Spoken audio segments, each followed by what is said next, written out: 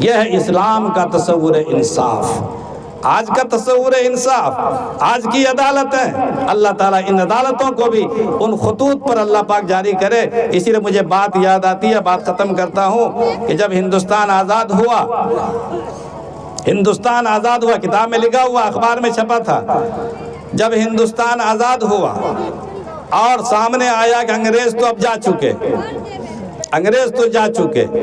اب اس ملک کو کن خطوط پر استوار کرنا ہے،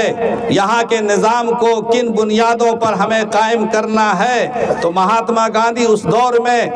سیاست کی روح رواں تھے اور سیاست کے بابائے سیاست کہلاتے تھے، اسد کے گرو تھے،